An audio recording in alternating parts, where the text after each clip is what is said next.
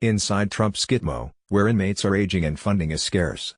Guantanamo Bay, Cuba, inside Detention Camp 6, where guards monitoring detainees' lunchtime wear face shields to avoid being spat on or splashed with bodily fluids, Rear Admiral John Ring sits calmly at a metal table bolted to a concrete floor and offers a reminder. "I'm the innkeeper," says Ring. "I don't make laws.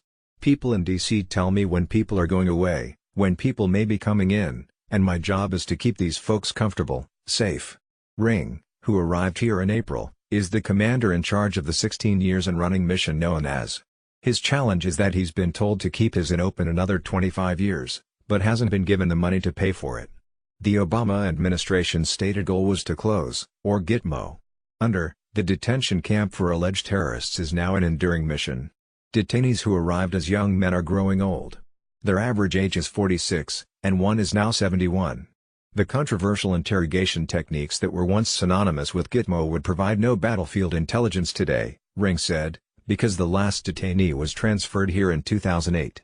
Instead he worries about cell doors that aren't wide enough for wheelchairs and hospital beds, what it would look like to build something resembling a nursing home at Guantanamo, and one detention camp that is on the verge of falling into disrepair. Addressing those issues is not possible without $89 million the military has requested from Congress for the last 5 years to build a new detention camp at Guantanamo and make needed repairs to medical facilities. That camp would be called Camp 8 and become the new home of detainees in the secret Camp 7. No one without a high-level security clearance is allowed to enter Camp 7, or even know its location on the island. But Ring needs to describe it in order to make his case for funding. "It's sort of falling into the ground and deteriorating rapidly," he said. As for the aging population, Ring says it's a matter of when, not if, he will need wheelchair-accessible facilities. One detainee, Abd al-Hadi, a 56-year-old Iraqi accused of commanding al-Qaeda in Afghanistan, recently underwent emergency spine surgery. His recovery postponed his court hearing from September to early 2019 and he has been wheelchair-bound in the process.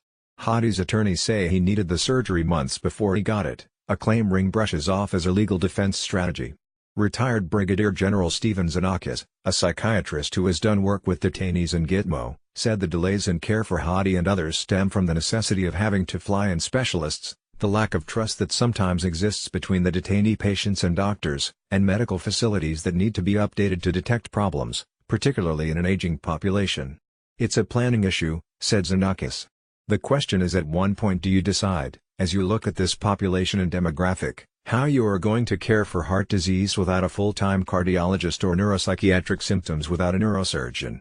Funding needs for Gitmo are likely to grow if guards are asked to take in more detainees. So far, the Trump administration has left open this possibility but has made no decision over who to transfer there or when to do it. Ring says with his current staffing, he could accommodate 40 more detainees. With more funding and staff, he could take in 160. But he worries about an unfunded mandate if the Trump administration decides to drastically increase the population without Congress approving the funding. For now, as the innkeeper, he's planning for the detainees on site. A horticulture program just restarted that allows compliant detainees the opportunity to plant cotton, herbs and tomatoes as a reward for good behavior. Ring says that seeing a process through to the end helps keep them mentally stable. It has a beginning, middle and end. That's helpful for them, Ring said. Julia Ainsley is a national security reporter for NBC News.